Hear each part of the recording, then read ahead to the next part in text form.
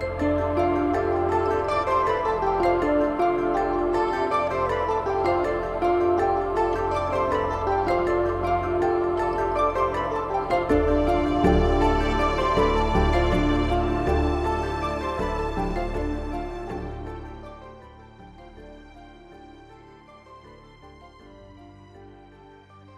setting is the time and place used to define a narrative. It adds context and atmosphere to a story, but also a stage the characters can inhabit and interact with. The setting is one of the pillars of a role-playing game, but a good setting is also like a character in itself. It has its own heart and soul, as well as different moods that influence the characters and their actions.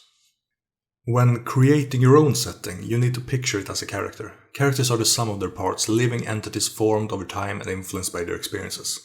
A setting is also the sum of its parts, a living, breathing entity formed over time and influenced by history, environments, people, and politics. By understanding how these aspects form the setting, you'll understand how the setting responds to new influences and new experiences. This is the Pattern Spider, a YouTube channel about role-playing games, and this video will go through various tips useful for creating your own setting. While this video will focus on building a setting for a pen and paper role-playing game, much of the information we'll go through here will be useful for other creative endeavors as well, such as writing fiction. While I do write professionally, I'm in no way an expert on the subject. If you disagree with any of the points presented, or if you want to discuss anything further, make sure to leave a comment below. Not only do I want to be better at this craft, but I'm sure many viewers want to as well. I appreciate your feedback and your criticism. If you're interested in any of my writing, make sure to check out my Patreon where I make weekly updates for free. By becoming a patron, you'll get access to more in-depth previews of my projects. I'm currently working on a game called Machineborn that will be made available for free as soon as it's got a working build ready for playtesting. I'm going to divide this video into 4 parts: the skeleton, the flesh, the soul, and the method.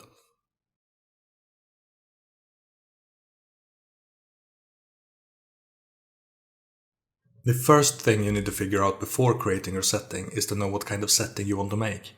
This can often be tied to a certain genre or theme you're going for. There are a number of different genres that you could write setting for. Fantasy, for example, tends to reflect a setting containing magical or supernatural elements. Fantasy as a genre is often associated with historical settings, but it can also be added to contemporary or futuristic settings, as long as it's believable within the context of those settings. Star Wars is an example of a futuristic setting, even though it's technical in the past, that contains fantasy elements. Though as soon as midichlorians became a thing, those fantasy elements were narrowed in by perhaps unnecessary scientific explanations, but even though the midichlorians could offer an explanation for the fantastical elements within the setting, you could still just as easily call Star Wars a futuristic fantasy as well as a science fiction. Historical settings are a genre that's arguably one of the most difficult to write, at least if you want to make them believable.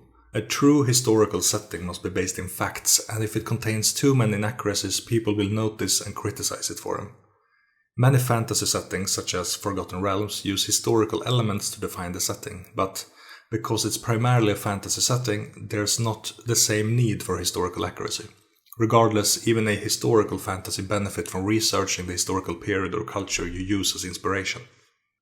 Horror settings are defined more by its atmosphere and mood than by whatever historical era it's most closely associated with. Horror is difficult to write because it relies on your ability to portray atmosphere through your writing. If you fail to convey the atmosphere, the setting becomes trite and silly. You want your horror setting to instill emotions in the players, and it becomes more effective if you focus more on the atmosphere than on taboo subjects and gore.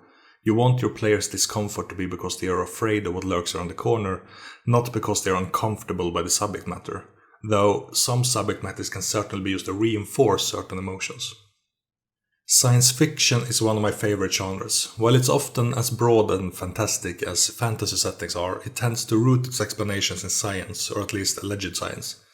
This science doesn't have to correspond perfectly with real-world science as long as it's believable within the context of the setting. It tends to use technologies instead of magic as tools to solve problems, and it often requires some manner of research if you want to make sure your science and technology are compelling to the players. Science fiction can be added to contemporary settings by extending and developing our own established technologies and understandings, but it's generally seen more in futuristic settings than in historical ones. If you write fantasy or science fiction, it's likely that you'll need to build an entire world from scratch. Doing so is a much bigger project than creating a setting that uses the real world or an existing world as its foundation. The closer your setting is to our own contemporary world, the more people can relate to and immerse themselves in it. But if you distance your setting from the well-understood contemporary world we live in, you can also distance yourself from explanations and inaccuracies, which gives you more artistic freedom to basically create what you want to create. Before deciding what kind of setting you want to create, also keep in mind who your intended audience is. Different settings appeal to different people, and you may need to alter your presentation depending on the audience you want to reach. The reason A Song of Ice and Fire reached a non-fantasy audience isn't because of dragons and ice zombies, but because it focused the story around human behavior and political intrigue that hadn't been seen before to that extent in the fantasy setting, though it's much more common today, most likely because of A Song of Ice and Fire. George R.R. Martin managed to ensnare the non-fantasy audience by gradually introducing the fantastical and never letting it become more central than the characters themselves. If you know who you write a setting for, it'll help you figure out how to best present the setting to that audience. If you want your fantasy setting to ensnare the history buff, do as much research for your fantasy setting as you do for a historical one. Also consider if your setting should have any overlaying themes. Do you want to say anything with your setting? Does it represent something important to you in the real world? A setting's theme could be ideological, inspirational, or emotional, or it could be a combination of things. You don't need to know everything about your setting's themes before you start writing, but you should try to be aware of it as your writing progresses. The setting for Cyberpunk 2020 could be said to be ideological as a commentary on corporativism, capitalism, and transhumanism. The inspirational theme for Blue Rose's setting could be said to be the value of human connection and how a person should strive to forge bonds before making enemies. The emotional theme for Vampire the Masquerade setting could be reflected by the beast's toll upon humanity and how losing control could lead to fear, pain, and desperation. Every setting has a number of themes, and by deliberately exploring these themes when writing your setting, you'll get a clearer picture of the kind of setting you create and what kind of stories could be told within it.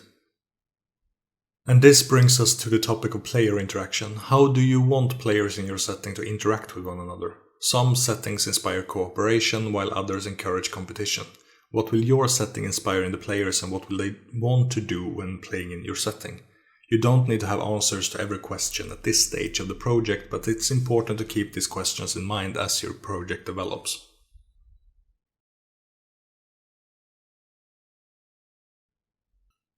When fleshing out your setting, it's recommended that you first focus on the overview before zooming in further and further until you've established a stage and provide the tools for plot. The overview could be categories of information such as individual planets, nations, climates, and cities. From there, you zoom in on stage foundations such as neighborhoods, hospitals, and forests. Finally, you provide the tools for plot such as buzzing markets, greedy businessmen, or dangers in the dark. When building your overview, keep in mind that individual climates influence both situations and people. It's important to understand how a desert differs from a taiga, for example. Because a desert is limited in resources, a desert society is less likely to use an abundance of wood in their architecture compared to a society that lives in taiga. Harsh climates make for grim lives, while fertile climates allow for more carefree lifestyles. No matter where in the natural world the setting takes place, take note of the geography and the climate and think about how it could influence the story and the characters. After you have established the overall climate and its influences, zoom in on humanity's influence upon the geography. Man-made landmarks such as dams, bridges, towns, or ruins are important to represent a living world with history and meaning. Avoid a static world where everything is its own isolated community with no history beyond the present point and no reach beyond its borders. Instead, try to figure out why life in your setting is the way it is. Different landmarks should have different ages to represent the flow of history, and different eras could have had different cultures with their own influences on these landmarks. You could study any city in the world and find remnants of older generations. In our own world, modern high-tech cities are built around ancient castles. Buildings centuries old are intermixed with buildings from this decade, and while all buildings may still be used for modern means, they still stand out from the rest and their history are still apparent. These are details that make locations interesting and that makes the world feel alive and ever-changing. This applies to the people inhabiting these settings as well. Cultural, political and social influences range widely and affect people in many different ways. An open society have intermixed different norms and cultures in their own, while isolated societies are more set in their ways. People are also influenced by ancestral culture, which can be noticed in their cuisine, celebrations, attitudes and values. Contemporary changes have drastic impacts on culture as well, such as when a free democracy becomes a fascist tyranny and the people with one set of values are forced to endure another. This is common in settings ravaged by conflicts, where war has torn countries apart and people with clear memories of better lives are forced into squalor. These are the types of details that not only help to bring the setting to life, but also present tools for the players to use when crafting their own stories.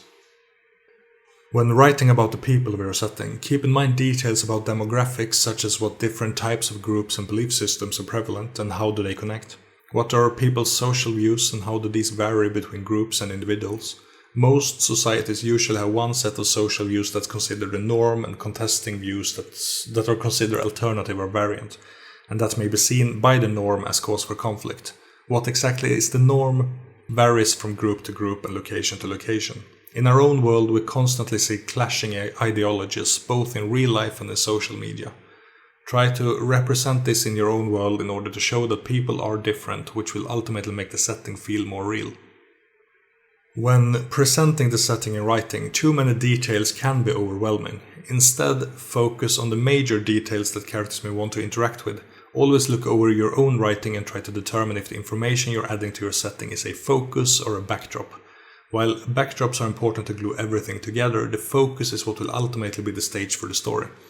Don't over-describe the backdrop. Instead, focus on the main stages and leave the backdrop as a vague canvas that the game master can fill with their own information.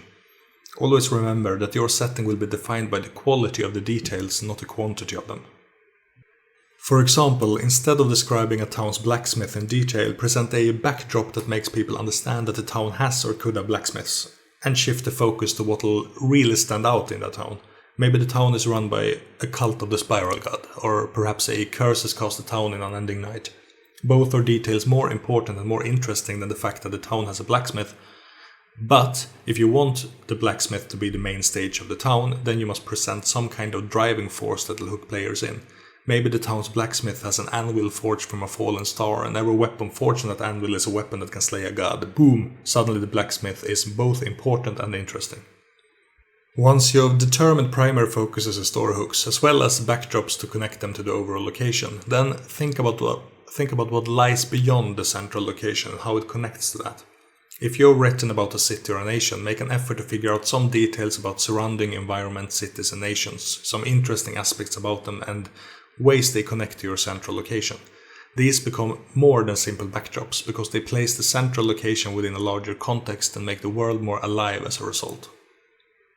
I have already mentioned the importance of adding history to your setting to make it feel dynamic, but time doesn't only need to represent history. You can use the passage of time to show how your setting changes.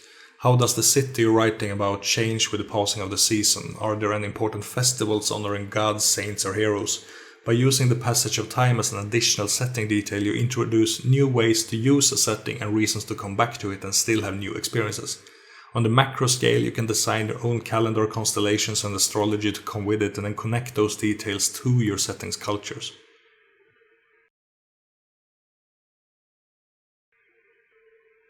Even after you've built a setting that presents a time and a place for adventure, there are aspects to consider that would vastly improve your setting from another.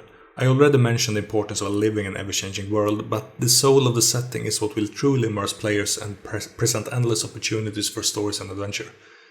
One such element is the setting's inherent plot, something that's constantly happening around the characters to make the world dynamic and to present story hooks the game master and players can use for their chronicles. A setting needs conflicts and obstacles to overcome. This could be political turmoil, the end of an era and the rise of a new, a driving force that influences the setting itself just like the setting influences the characters. The game master needs to introduce challenges for their players every session, and the more tools for conflict you add to your setting, the more tools the game master will have to challenge the players. In Harry Potter, the magic is used to flesh out the world, but the magic is not the soul of the setting. That's the return of Voldemort, the driving force that influences the setting and forces it to react to its presence. While the setting for Harry Potter could contain countless stories that involve magic, Voldemort's presence is the driving force and ultimately the soul of this particular story. When writing a role-playing game meant to inspire countless stories, you need to riddle your text with Voldemorts to present as many opportunities for story as you can. You basically try to animate your setting's flesh. Some may say that a good role-playing setting needs incompetent authorities or militaries in order to have the conflicts last and the players become meaningful. I say that this is bullcrap. It's bunk, drivel, nonsense and hogwash. It's rubbish, malarkey and super duper flimflam. The argument there is that competent authorities would negate conflict and solve problems without the need for players. That's poppycock. Your job is to create a believable setting, which includes believable authorities and believable militaries. You create a dynamic world where people try to live their lives without being idle morons waiting around for players to solve their problems. The conflicts and story hooks are contained within and surrounding this inhabited world. Just because an authority or military is competent enough to solve their own issues doesn't mean that other issues don't exist or that there aren't obstacles for them to overcome. If you find no meaning for players to be challenged within a setting, the setting is probably too simple to be interesting and doesn't provide enough context or inspiration for the game master to grab onto. So the next time someone tells you that your setting needs incompetent authorities and militaries, tell them that you have no time for guff and baloney. You can use language to establish mood in your writing. Different setting pieces should have different moods, and this signals to readers how to interpret certain aspects of your writing. While I don't want to go into too much detail about writing tricks in this video, I still think these are important suggestions for how to give your setting as much soul as possible. By focusing on a few aspects when writing, you can drastically control the mood. First, you should present details of the setting by describing non-visual information, such as sound, smells, taste and touch. Don't be satisfied with describing the direwolf's grey fur and sharp teeth. Describe how its howls sound like mountains crying, how it masks its scent by rolling in its prey's blood, and how its bite feels like being stabbed by icicles. New writers often forget about the non-visual senses, but there's no denying it that adding these details to descriptions make the setting feel more alive and the mood more apparent. These types of descriptions also help to guide the game master in how to present your setting to their group, which will be important to ensure their immersion. Talented game masters will add sensory descriptions themselves without you having to tell them, but remembering to add them when writing your setting will only serve to improve your text and inspire the reader. Also remember to highlight stark contrasts within your descriptions. If your setting is dark and dystopian, contrasting the darkness with aspects of light and hope helps to further accentuate that darkness. If everything is bleak or everything is perfect, the setting becomes blasé and the setting's character is nothing but a corpse. Even a dark and dystopian setting must be written with the intention of giving it life and meaning. The Shire stands in stark contrast to Mordor, and while these two locations are divided by a lengthy story, they are both connected through that story. By recognizing the contrast from where the story started and where it ended, the story itself became more vibrant. That's something to consider not only when creating a new world, but also for storytelling in general.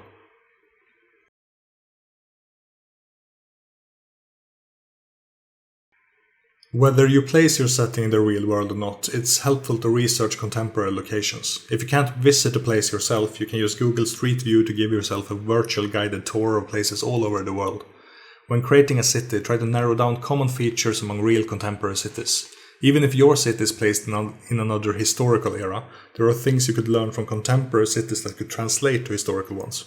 Translating an aspect from one era to another is a good creative exercise in order to make interesting cultures, just like it is to blend different aspects together.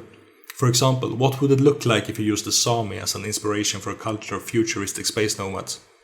What if you decided to take inspiration from ancient Mesopotamia and add it to the Sami to create an amalgamation of the two cultures? These types of creative exercises not only act as guidelines towards creating unique cultures, but they also help you to better understand real-life cultures and what it is that makes them stand out. If you have trouble imagining your setting, Pinterest or Google Image Search are both good resources for inspiration.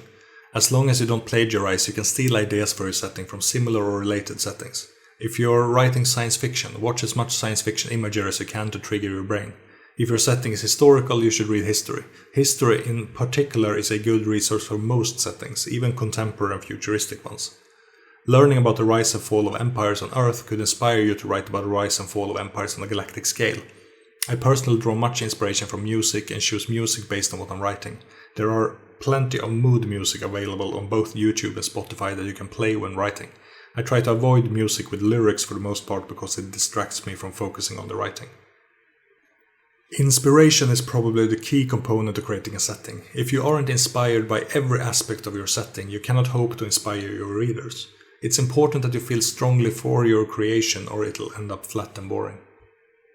It's also important to be accurate and consistent. Every setting needs rules that define it. A historical setting should be as accurate as you can make it, and while most readers can forgive certain inaccuracies in your historical setting, larger inaccuracies such as adding dinosaurs and machine guns to your ancient Rome setting may be a harder pill to swallow.